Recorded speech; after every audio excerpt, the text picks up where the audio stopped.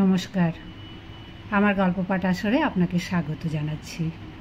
না, আজ আমি কোনো গল্প পড়ে শোনাচ্ছি না।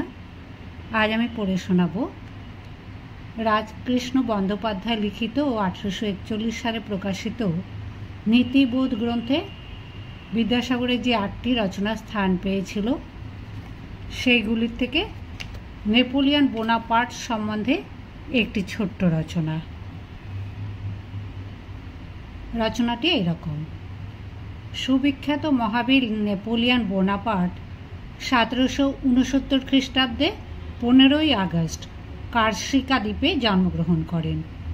তিনি প্রথমত সেনা সম্পর্কীয় অতি সামান্য কর্মে নিযুক্ত হন, কিন্তু স্বভাবত যুদ্ধবিদ্যা অদ্ভুত নৈপুণ্য থাকাতে ক্রমে ক্রমে অতি প্রধান পদে অধিরোহণ করেন।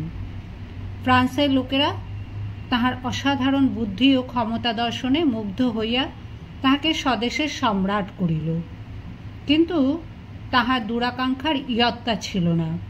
সুতরাং ফ্রান্সের সম্রাট পদ প্রাপ্তিতেও সন্তুষ্ট না হইয়া মনে মনে সংকল্প করিলেন সমুদায় পৃথিবী জয় করিয়া অখণ্ড ভূমণ্ডলে একাধিপত্য স্থাপন করিবেন।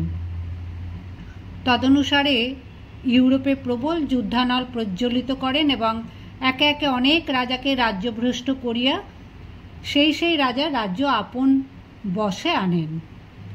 ইউরোপের রাজারা এই বিষম বিপদ উপস্থিত দেখিয়া সকলে ঐকমত্য অবলম্বনপূর্বক তাহার সহিত যুদ্ধ আরম্ভ করিল। কাহারও সৌভাগ্য চিরস্থায়ী নহে। অতঃপর নেপোলিয়ন পরাজিত হইতে লাগিলেন। যত রাজ্য জয় করিয়াছিলেন ক্রমে ক্রমে সকলই হারাইলেন। পরিশেষে বিপক্ষেরা তাহাকে দ্বীপান্তর লইয়া গিয়া যাবজ্জীবন কারারুদ্ধ করিয়া রাখে।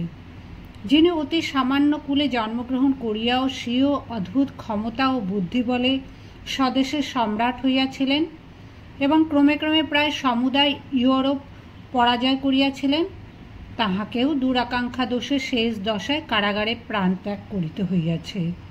কিন্তু যদি তিনি সম্রাট পদ প্রাপ্ত হইয়া সন্তুষ্ট হইতেন, তাহা হইলে যাবজ্জীবন অকণ্টকে সাম্রাজ্য ভোগ করিয়া লোকযাত্রা সংবরণ করিতে পারিতেন, সন্দেহ নাই।